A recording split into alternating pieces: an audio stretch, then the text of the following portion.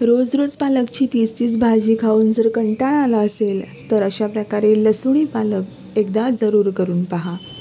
चुरचुरीत फोडणीची ही लसूणी पालकची भाजी पालक न आवडणारे देखील अगदी बोटं चाटून पुसून खातील अशा पद्धतीची बनून तयार होते। बनवण्याची पद्धतही सोपी आहे आणि मोजक्या साहित्यामध्ये तयार होते। चला तर मग वेळ न घालवता रेसिपीला सुरुवात करूया। इथे मी एक जुडी ताज्या पालकची पानं स्वच्छ धुवून निथळून घेतलेली आहेत। पालकची पानं थोड्याशा देठासकट मी घेतलेली आहेत, कारण पालकच्या पानांपेक्षा त्याच्या देठामध्ये जास्त स्वाद असतो, म्हणून थोड्याशा देठांसहितच ही पानं घ्यायची आहेत। या पानांना आता आपल्याला उकळून घ्यायचं आहे, तर त्यासाठी इथे मी पाणी उकळायला ठेवलं आहे। त्यामध्ये आता ही स्वच्छ धुवून घेतलेली पालकची पानं घालून घेऊयात। आता या पानांना अशा प्रकारे दाबून घ्यायचं जेणेकरून ती पाण्यात जातील आणि या पानांना आता 2 ते 3 मिनटं उकळून घ्यायचे। या पद्धतीला ब्लँचिंग म्हणतात। असं केल्याने काय होतं तर पालकची आपल्याला व्यवस्थित अशी फाईन पेस्ट बनवता येते आणि पालकचा जो रंग असतो तो जसाच्या तसा राहण्यास मदत होते। आता 1-2 मिनटं हा पालक आपण पाण्यामध्ये उकळून घेतल्यानंतर लगेचच थंड पाण्यामध्ये घालायचं आहे। त्यासाठी बर्फाचं पाणी किंवा फ्रीजमधलं थंड पाणी घ्यायचं आणि त्यामध्ये ही पानं घालून घ्यायची। म्हणजे काय होतं तर पालकची जी कुकिंग प्रोसेस असते ती तिथल्या तिथे थांबली जाते, पालक ओव्हर कुक होत नाही। त्यामुळे पालकचा कलर जसाच्या तसा राहण्यास मदत होते, कलर चेंज होत नाही। आता आपला हा पालक पूर्णपणे थंड झाला आहे। याला आता मिक्सरच्या भांड्यामध्ये घालून याची बारीक अशी प्युरे करून घ्यायची। इथे तुम्ही या प्युरेचा कलर बघू शकता, अगदी हिरवागार गर्द असा मस्त कलर या प्युरेला आलेला आहे। आता एका कढईमध्ये 2 ते 3 टेबलस्पून तेल घ्यायचं। तेल गरम झालं की यामध्ये घालूयात 1 तमालपत्र, 1 हिरवी वेलची आणि 1 छोटा दालचिनीचा तुकडा। सुरुवातीला अशा प्रकारे खडे मसाले तेलामध्ये घातल्यामुळे खूप छान फ्लेवर येतो भाजीला। आता यामध्येच घालायचं आहे 1 चमचा जिरं।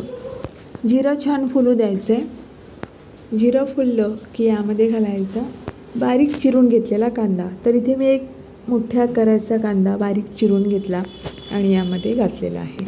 आता हा कांदा आपल्याला हलकासा ब्राऊन कलर येईपर्यंत आणि मऊ होईपर्यंत परतून घ्यायचा आहे।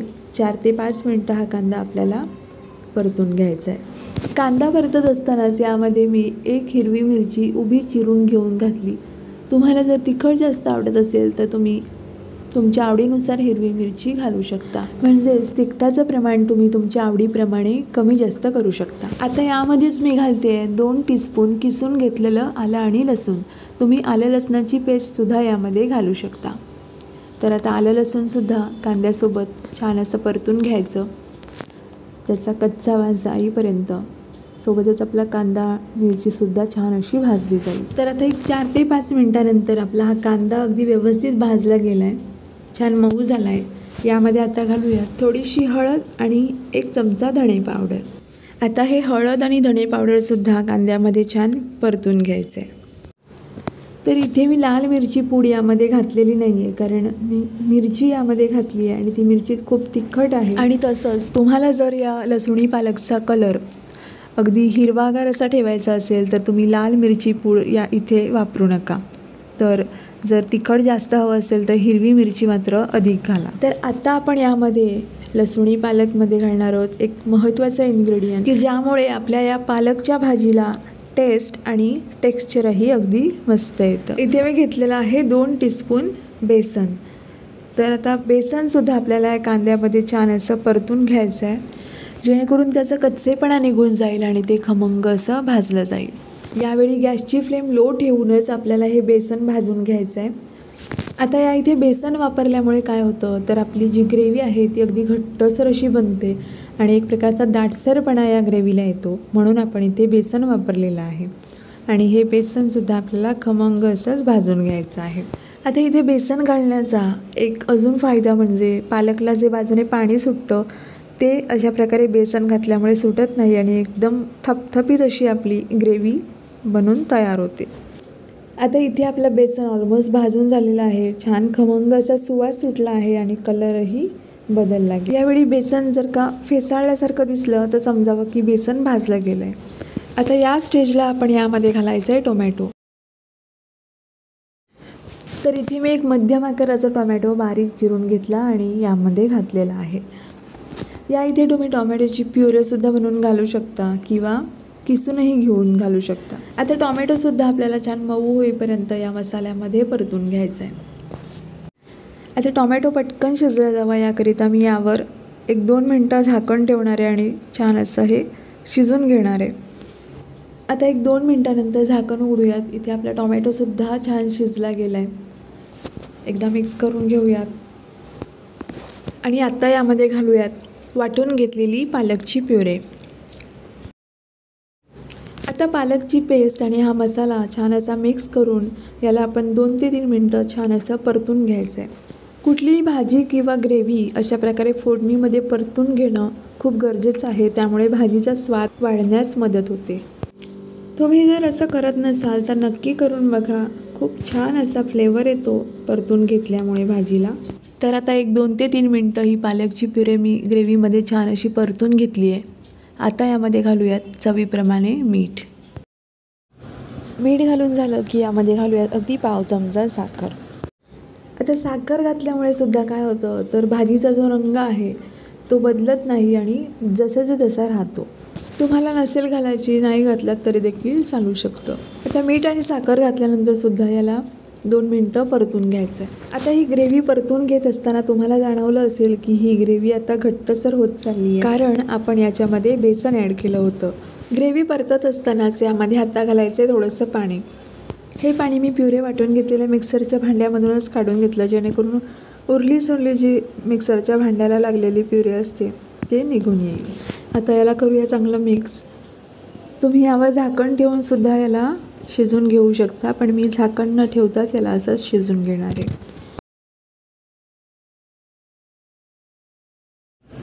आता या स्टेजला आपल्याला इथे घालायचे 2 चमचे ताजं दही. दही घालते वेळी गॅसची फ्लेम लो ठेवायची आहे, म्हणजे ते फाटणार नाही. दह्याऐवजी तुम्ही फ्रेश क्रीमसुद्धा वापरू शकता, म्हणजेच दुधावरची ताजी मलाई तुम्ही फेटून यामध्ये घालू शकता. दही किंवा क्रीम घातल्यामुळे काय होतं तर ग्रेव्हीला एक प्रकारचा रिचनेस येतो आणि टेक्स्चरही खूप छान येतं. आता या ग्रेव्हीला 2 मिनटं असं छान परतून घ्यायचं, म्हणजे दहीसुद्धा ग्रेव्हीसोबत छान शिजलं जाईल. दही घातल्यामुळे काय होतं तर ग्रेव्हीला रंग छान येतो. तुम्ही बघू शकता किती छान असा रंग आला या ग्रेव्हीला दह्यामुळे. आता यामध्ये घालूयात अर्धा चमचा गरम मसाला आणि 1 चमचा कसुरी मेथी. कसुरी मेथी अशी हातावर चुरून यामध्ये घालायची, म्हणजे खूप छान असा फ्लेवर या ग्रेव्हीला येतो. याला आता छान मिक्स करून घेऊयात, म्हणजे कसुरी मेथी आणि गरम मसाला ग्रेव्हीमध्ये छान एकजीव होतील. यावर आता झाकण ठेवून शिजून घ्यायची काही गरज नाही, कारण आधीपासूनच पालक चांगला शिजलेला होता. तर आता पालकची ग्रेव्ही भाजी इथे बनवून तयार आहे. तुम्ही बघू शकता छान असं टेक्स्चर आलेलं आहे आणि रंग देखील अगदी सुरेख आलेला आहे.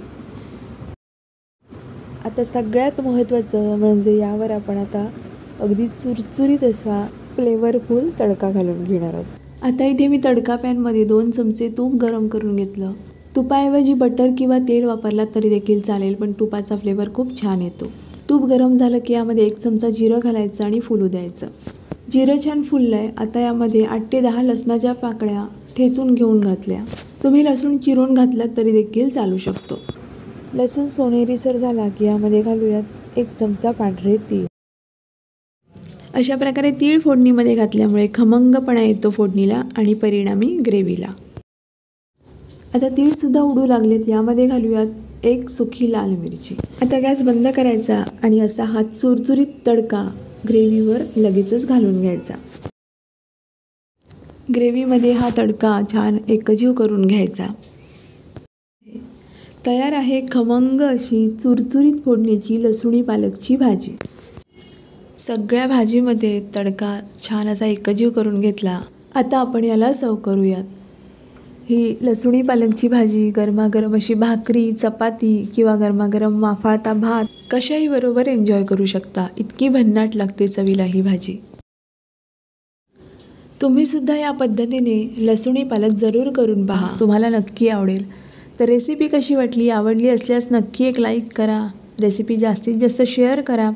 तसंच पारिजात किचनला अजूनपर्यंत सबस्क्राईब केलं नसेल तर सबस्क्राईब करा आणि शेजारील बेल आयकन प्रेस करा, म्हणजे माझ्या पुढच्या रेसिपीज तुमच्यापर्यंत लवकर पोहोचतील. लवकरच पुन्हा भेटू अशीच एक नवीन रेसिपी घेऊन. तोपर्यंत